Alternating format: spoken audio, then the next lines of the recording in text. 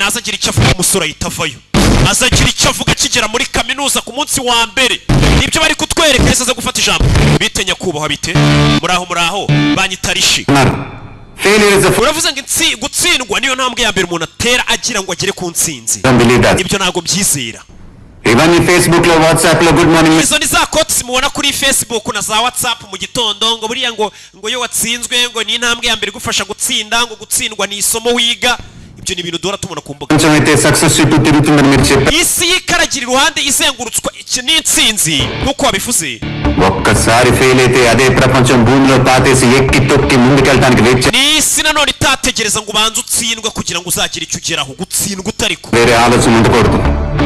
Nta yindi ndoto tugomba kugira cyangwa indi ntego itari ugutsinda gusa. Ibyo muhora mubwira abantu ngo rega ngo ntukiyebe ngo gutsindwa ngo bituma nawe wongera ugatera imbere ukigira ku makosa yawe ayo makosa suyakoze uti. Nimba nta kibazo reka mvuge bino. Nabishwe muri gora success card sir.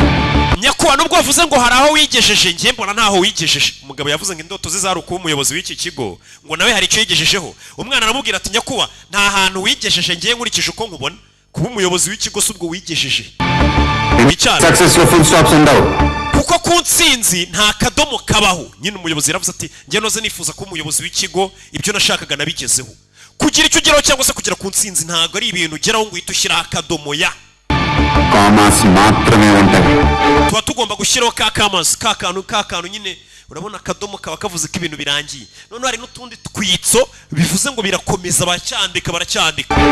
Ni successfully full stop petesar sir. Nyakwa we nabonye warasa nkaho kuko wabaye umuyobozi w'ikigo warashyizeho akadomo nyine warageze ku cyo washakaga.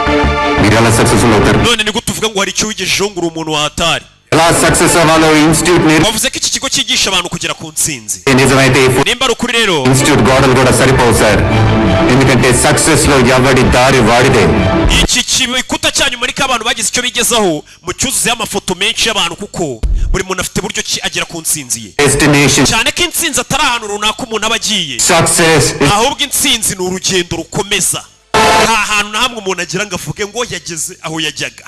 Kugera ahantu nuru kugenda rukomeza njya numva abantu bavuga ngo roke ngo usigaye ngo kandi ngo wumva waragezeyo najyaga hese nababwiye ko najyaga aho njya